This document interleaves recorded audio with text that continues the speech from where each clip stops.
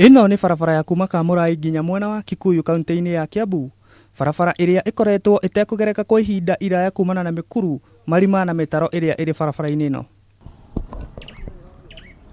Aikari a itura ria Thiranga makoretwo magikaya kwa ihinda kumana na guthuka gwa barabara ino, kuona aingi ao ona manaunikira barabara-ini ino. Ona ndingikinyia ndigiri ona nja gwakwa gutiri bara. Na riu twina thina biu wa bara. Na riu ona ndirainĩkĩte kũgũrũ.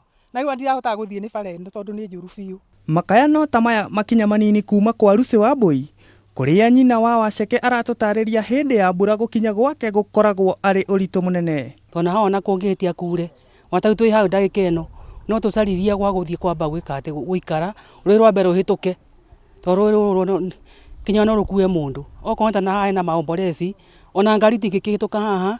Kuri ciana cia thukuru na andu akuru kuhuthira barabara ino ukoragwo ari ugwati munene kuona kuri na mitaro iria mahinyagiririo kuruga niguo makinye kuria marathie. Na nie ndithia nduka-ini na ndithia na kumuhuro ndiragoira akirima giki ndirenda guthira.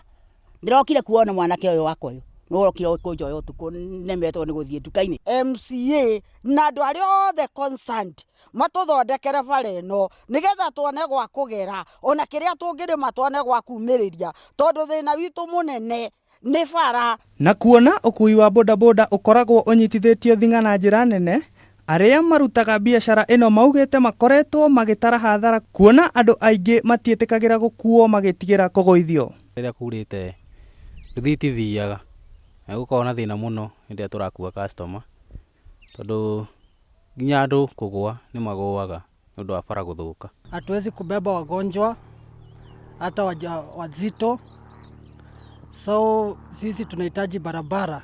Igeria rito ria kugeria kwaraniria na MCA wa wadi eno Peter Kioi ritinagia na umithio. Kwiragwo kuhonia ni kwega gukira kurigita. Nikio aikari ana Chudasha maroria atongoria ao kwiyumiria na kumathondekera barabara ino ugwati utonekete. Ngiribotera Kameme TV na Chudasha, Kiambu County, makwa ni Kinothia wa Rufia.